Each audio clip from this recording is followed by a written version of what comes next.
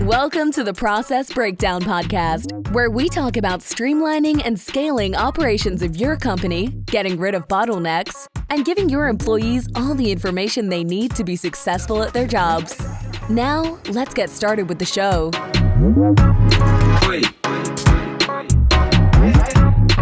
Dr. Jeremy Weisz here, host of the Process Breakdown Podcast, where we talk about streamlining and scaling operations of your company, getting rid of bottlenecks, and giving your staff everything they need to be successful at their job. Past guests, you can check out other episodes, include David Allen of Getting Things Done, Michael Gerber of The E-Myth, and many, many more. I'm excited to introduce today's guest, Dino, in a second. But before I do, this episode is brought to you by Sweet Process. If you've had team members ask you the same questions over and over, there may be a better way. Dino, I always tell people, which is Sweet Process is a software that makes it drop dead easy to train and onboard new staff and save time with existing staff. And I was talking with the owner, Owen. Not only do universities, banks, hospitals, and software companies use them, but first responder government agencies use them in life or death situations to run their operations. So you can use Sweet Process to document all the repetitive tasks that eat up your precious time, so you can actually focus on growing your team and empowering them to do the best work. You can sign up for a free 14-day trial, no credit card required. Sweet Process, sweet like candy, SWEET process.com. I'm excited to introduce today's guest. Dino Eliadis is a senior level executive with over 25 years experience with leadership, and he's got MBA credentials. He's helped teams and organizations across many industries, from small businesses to Fortune 500 companies, and him and his team assist owners to make necessary strategic and tactical transitions to grow their companies. They've helped companies improve profitability, reduce project time delivery, scale production capacity, and much, much more. Dino, thanks for joining me. Thanks for having me. Appreciate it, Jeremy. Looking forward to talking with you today. Yeah, there's so many cool examples that we talk about and get detail, but I just wanted to start with, when we were talking beforehand, why an operational approach beats a financial approach every time. That's pretty much what I say all the time. The metaphor that I basically use, Jeremy, is think of your financials as, looking in a rear view mirror, because the financial step in the revenue cycle was the last step. So if I collected money, it's the last step that I did in the process. So by the time that gets into your accounting system and I'm looking at the numbers and all that other kind of stuff, it's already happened. So if I'm driving a car and I'm looking in a rear view mirror, and that's the only thing that I'm doing as I drive down the road, eventually I'm going to run into something.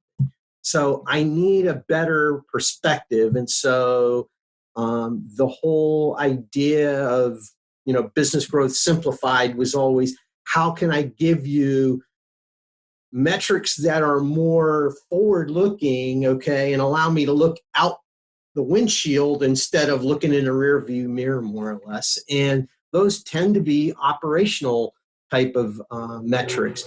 What I basically liken them to is it's the activity. What's the activity that needs to occur in order to create the financial result that we get at the end?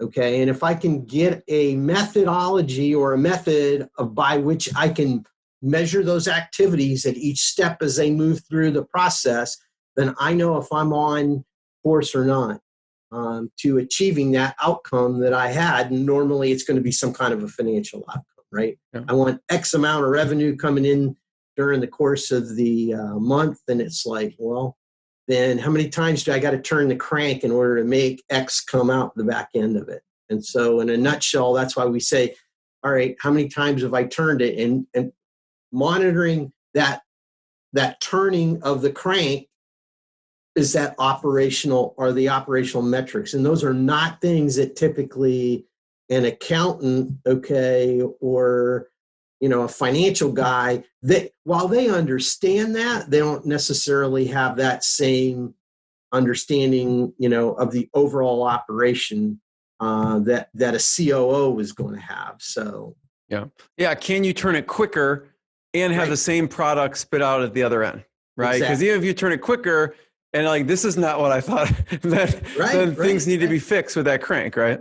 Well, and the translation, that's a good point that you bring up there, Jeremy, because the metric that actually is a financial metric, that's probably the one that's the most important, and most business owners watch this like a hawk, is profitability. But most business owners don't understand what profitability really is. Profitability is a metric that measures the efficiency of your business, okay? It's a measure of business efficiency. Well, if that's the case, then how do I become more profitable? Well, accountants will say, well, I got to cut this and cut that, and by cutting my costs, that's going to make me more profitable. And it's like, well, yeah, it's a short-term fix for it, but doesn't fix the root cause problem. The root cause problem that's causing that profitability issue is that crank is not turning fast enough. But if you don't have the operational metrics to measure that, then you're never going to figure that out. And you're going to keep, well, we're going to try this, we're going to try that, we're going to try this, we're going to try that. Before we know it, yeah, we've increased productivity and we've increased profitability to some point, but we don't know what it was that we did that actually had that impact, because we don't have a method, we don't have operational methods to basically measure those things. So, I want to talk about improving profitability. So I was reading up, and there was a case where it went from 1.4% to 15.4%. Okay. With some construction and real estate companies that you helped. Right. And assets went from like almost 4 million to over 12 million. That's Right. pretty darn good. Yeah. What were some of the things that you saw and recommended? So the biggest thing in that case really was the fact that the owner of the business, they had 4 different businesses that they were running. Okay. And it was kind of weird as we went back and I really kind of did the analysis and really started looking at what had happened. And I noticed each of the businesses peaked and valleyed at different points or whatever.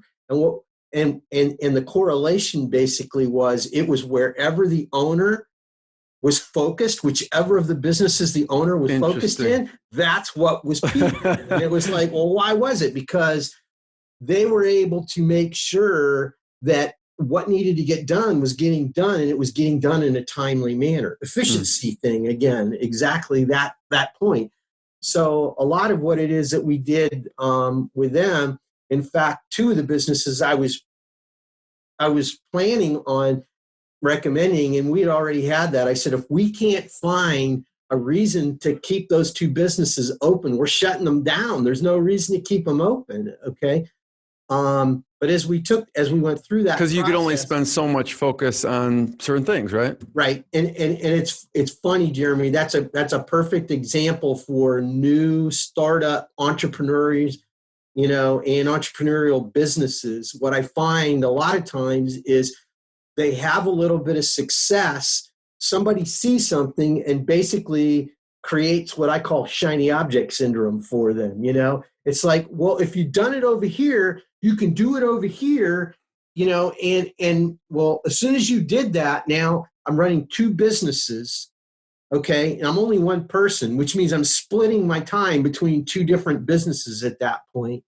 And I wonder why the business that had some success started to tank, which is exactly what was happening in this particular point, when wherever the focus of the owner was where it was. And again, I'm not saying don't do those things. What I'm saying is put them in a folder for future reference, and we're going to look at those. But what we have to do is, my philosophy with all of my clients is, we're going to build a self-sustaining business. What does that mean? It means we're going to put all the systems in place, hire the right people, and make sure that that thing is operating the way that it does. And then we're going to hire somebody to turn the crank for me.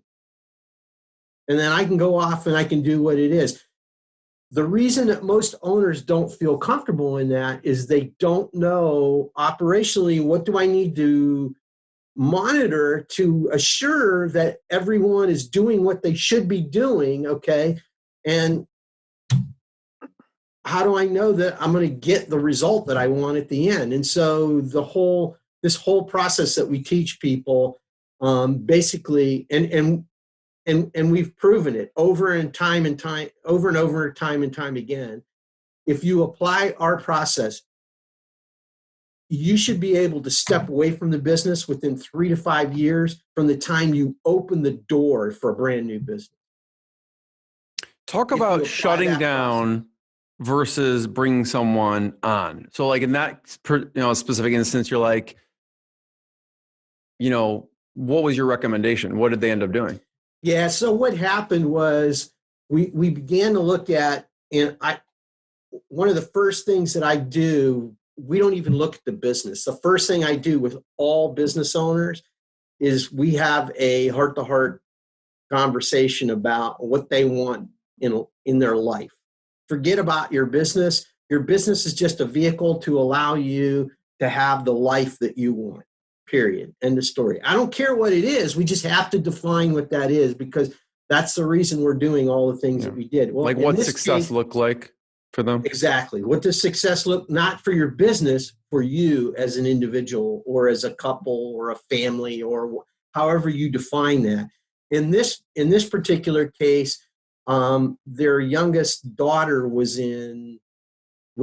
just starting middle school. And she said, by the time she's ready and she's done, she said, we want to be able to go and do whatever it is that we need. And I said, well, how much money do you need in order to do that? And they said, we think we'd like to have about $500,000, about $500,000 a year in income coming in for ourselves, not from the business, but in net income that we're drawing from the business. Like, okay, now we got something we can figure out. Well, one of the other things that they had, Jeremy, that we had kind of overlooked was one of the business was a property management company. They owned commercial property and had started to purchase commercial property with some of this additional income that they had coming in from the businesses, because they were successful in peak times for sure. So I said, well, how many square feet of commercial property do we need to throw off $500,000 in net income? So Joe was really good at, numbers, back of the envelope. He scribbled down and he says, we're halfway there. I'm like, aha, that was what we were looking for that caused us not to close those two businesses down. The businesses I was going to recommend was an architectural firm and a commercial construction company. Most of their money was coming in because they had a home design company and they had draftsmen that were actually doing all the work and everything else. I was like, well, we're going to use the architectural firm to design those properties, and then we're going to use a commercial construction company to build the property that you need to fill the rest of what it is that we do. That was a 36-month plan. In 18 months, that was done. Wow.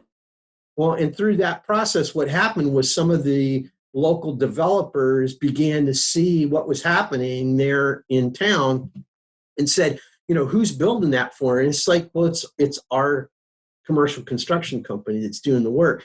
And so now all of a sudden, everybody that was an investor or a developer wanted them doing the work. So we found, a purpose for those other businesses.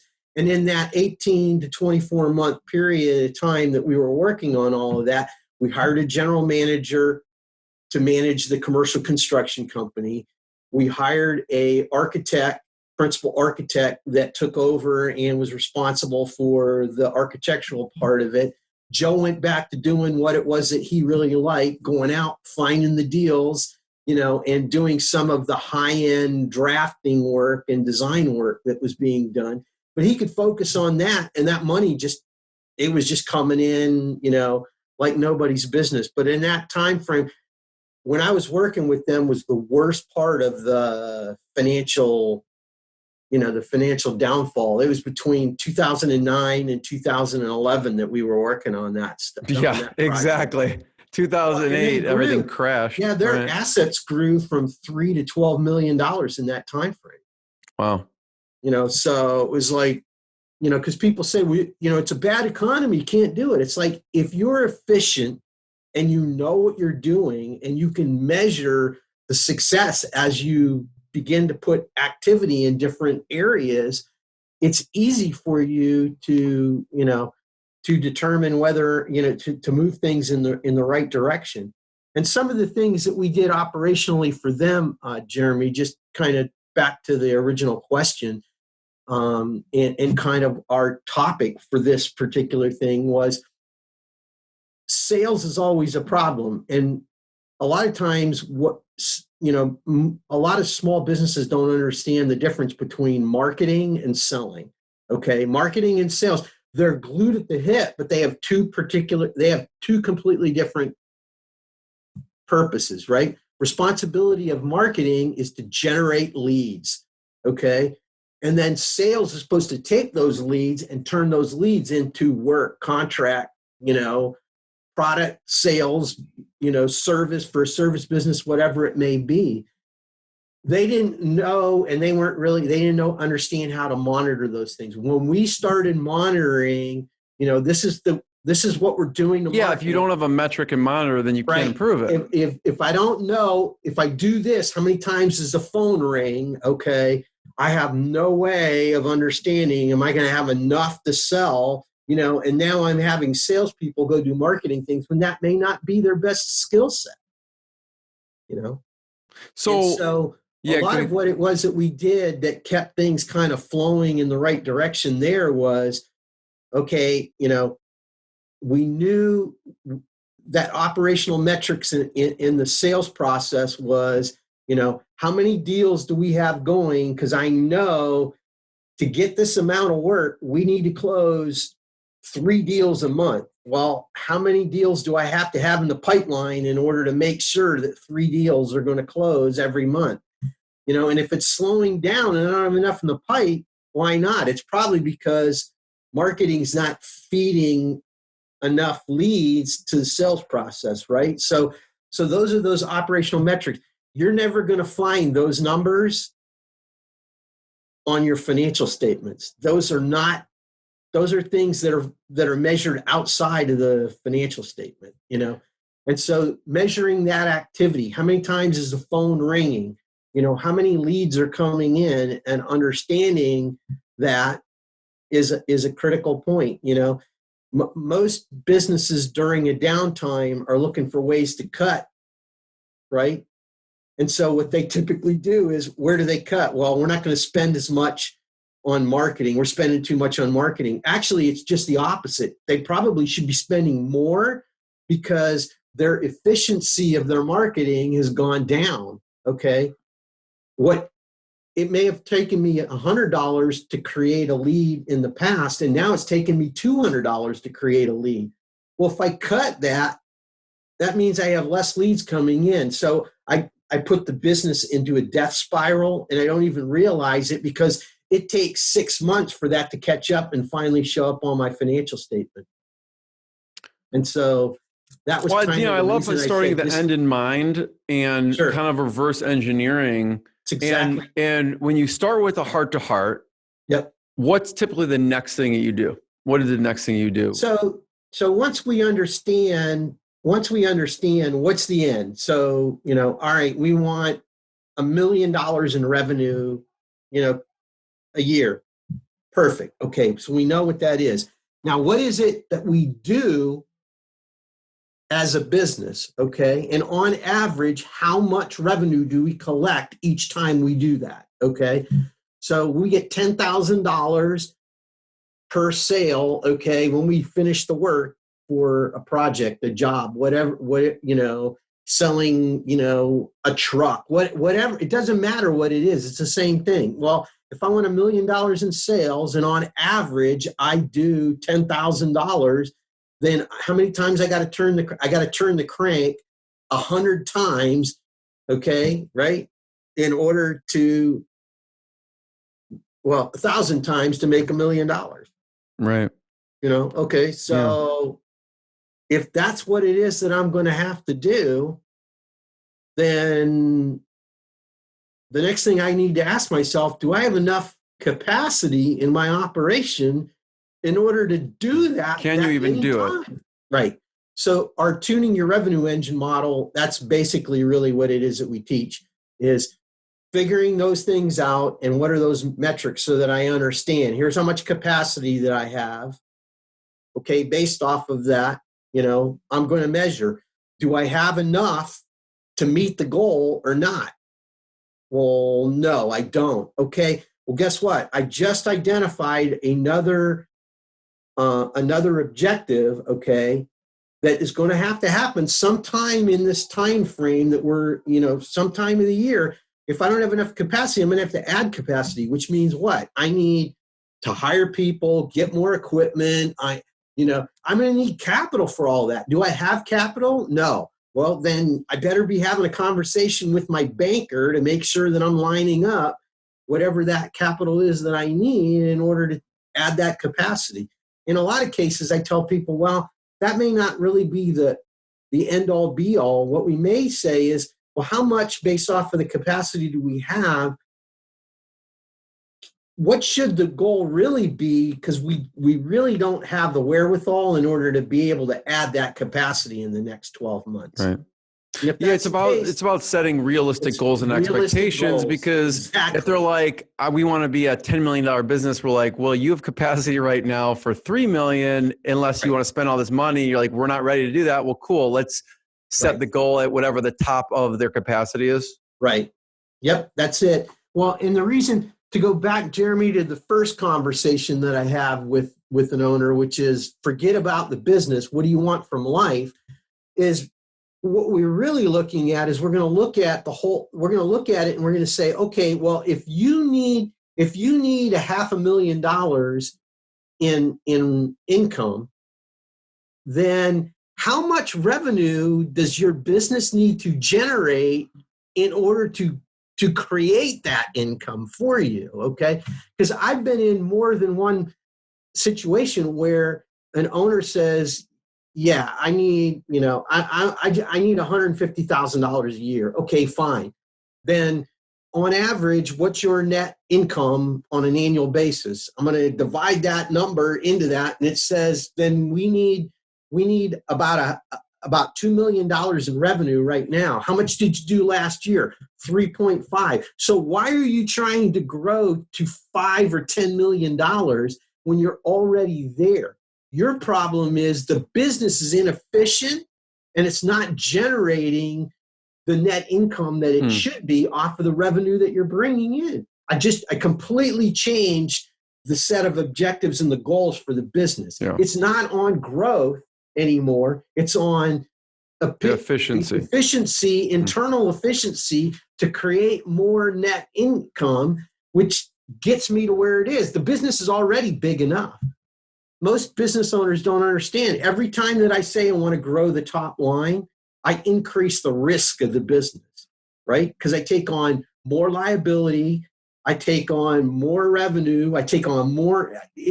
Sometimes it requires more staffing, if it's more product, more other stuff. Yeah. Right. And all the other kind of stuff that comes with that. So what I always tell people is, let's understand what it is that you really want. What's your tolerance really for the risk that you want? Okay. And as an owner, and if you don't care, okay, that's fine. But do you need to be the one? If your personal goal isn't to become a professional CEO of a business just because you got the ego for it, or you think I'd like to be able to do that, then why are you doing this? You're set all the wrong goals for yourself. I mean, that doesn't mean you can't hire a professional manager to come in and do it for you.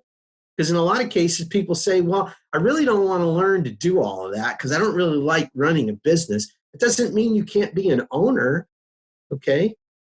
The owners of Coca-Cola aren't the guys that run it, right? I mean, it's a different mentality.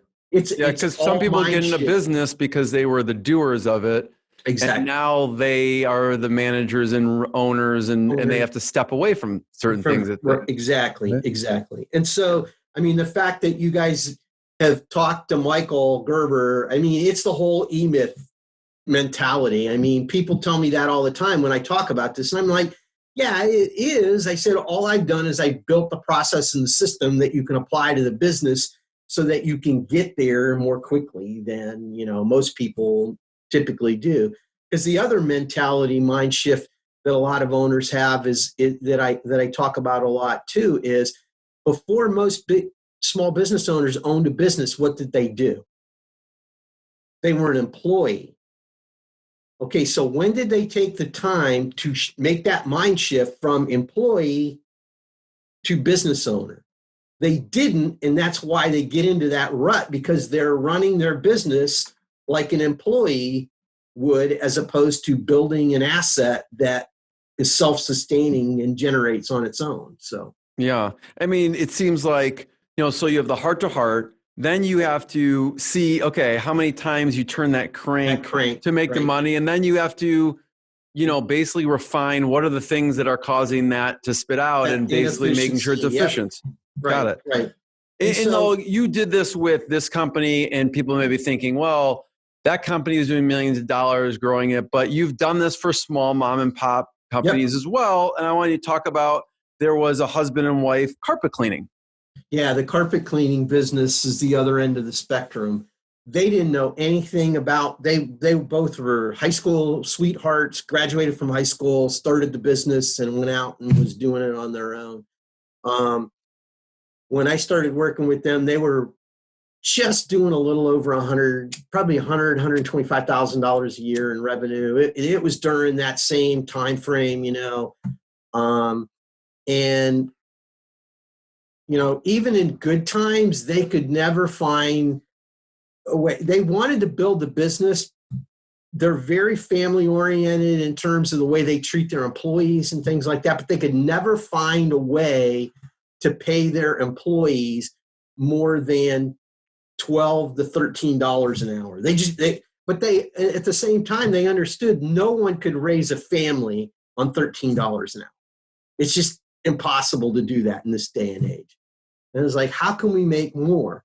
So we applied same principles, same process, and everything else with them. We started monitoring this whole idea. It's a service-based business. And everything started, they understood what they needed to do because of the metrics were all defined there. We went out, we found, now they do commercial cleaning, they do residential cleaning too, but the core of their business was really commercial cleaning. So, they didn't need to go find dozens and dozens of homes to clean. If they found a handful of businesses that wanted it, that was regular repeat business that they could have. So their model was kind of more of that repeat model, find a customer and that customer feeds you money for a long period of time. In the first year that we were working together, they went from 3 customers to 10 customers. They hired 3 new technicians and trained those technicians, and, bought trucks and equipment for those trucks, put them on the road and the whole 9 yards. The next year, they were going like gangbusters. We got about 3-4 months into the year, and Jen came to to our weekly coaching session or whatever, and she says, I can't understand this. She said, we have more business than we've ever had in our life. Said, and we're sucking wind. He said, we're negative. We can't understand what's going on. We got more business than we get. It's like, well, because you got more cost than you had before too. And they go, yeah, we get it, but it's like, we don't understand why it won't work. And I'm like, we had already been collecting those operational metrics for them. I said, all right, so let's sit down. I said, go over this. I know what's wrong. Okay. And I pointed out to you every week, it just hasn't clicked. So let's go over this one more time. I said, let's go back and look when Mike was doing the work. And let's look at how much revenue that you're making on every job that you do, okay? And we looked at it, and it was $72 per job was the amount of revenue that came in for every job that Mike did. said, okay. I said, so now let's look at last week. What did you do last week? And we looked at last week, and it was $56 per job. I said, divide those two numbers, subtract those two numbers and divide by that number and come out with the percentage. And it's like, look at how big that is. I said, that's more than your net profit. I said, you're going backwards. I said, it's because the guys aren't doing enough. Because how many jobs are the guys doing on a daily basis? Like 4 or 5. It's like, how many was Mike doing back here? It was like 8 or 10. And it's like, there you go. It's an efficiency problem. They said, well, how do we fix that? I'm like, well, I said, can the guys do more? And they're like, yeah. I said, well, then you got to incentivize them, and we got to get this up. We started that. They changed the model, their pay model. They paid minimum wage and then a bonus based off of hitting those numbers that were set. So we set the bar at where we needed people to be, and all of their employees. Now, the other thing that identified was where they hadn't done a good job of training. And so in those cases where people needed to be trained better, we got them the training they needed. Within 90 days, it was 126% swing in net profit. They went from negative to positive to 27% net profit in less than 90 days. And when we looked at what their pay was with the new payment plan that they went to, which was basically a kind of a profit share kind of a model, more or less, and bonusing their people for working at the level that they needed their people to work at, their people were making between $15 and $17 an hour. And they were making more money than they'd ever made net ever in the past. And what did we change? The efficiency that people were working at. So it was all about understanding what the level that somebody needed to work at, and then training people so that you make sure that they can work at that. And if they can't because of they just don't have the competency to be able to do that, you should be able to figure that out in a 90-day probationary period, and you let that person go and bring somebody else in to train them to that point. But that creates that accountability all the way down to an entry level and that's the way that we teach people to manage their business all across the board. That way everybody understands. And if you know what those metrics are that you need to be watching, and we can measure those KPIs so that I don't have to be there. I just need a meeting every week. Give me a report and I can tell they were inefficient last week. We're not going to hit where we need to be hitting. That's all an owner really needs at that point. And they know that, everybody's doing their job. Yeah. So Dino, incentivizing and training was huge. And Dino, first of all, I have one last question, but thank you. Thanks for sharing these stories. They're fantastic and great for any business to hear and learn. And before I ask the question, I want to point people towards your website, where I know they can go to DinoEliadis.com, which is Dino, DinoEliadis.com. Are there any other places we should point people towards online? Yeah, the other place that you'd probably point them would be businessgrowthsimplified.com. Got it. So people can go to businessgrowthsimplified.com. Right. All of the things. DinoEliadis.com is our consulting practice. Business Growth Simplified is the process. That's our framework that we teach to our clients and other organizations that are trying to teach entrepreneurship and that sort of thing. And all the tools and everything else are all. So check out businessgrowthsimplified.com. Check out the tools. Yep. Last question, Dino. And for people who are not watching video and listening to this, there's a frame over your right shoulder. Yeah. Explain what that is. So explain what I'm seeing and people may not be seeing because they're listening to audio. Yeah. So the frame over my left shoulder was my Christmas gift 2 Christmases ago from my eldest son.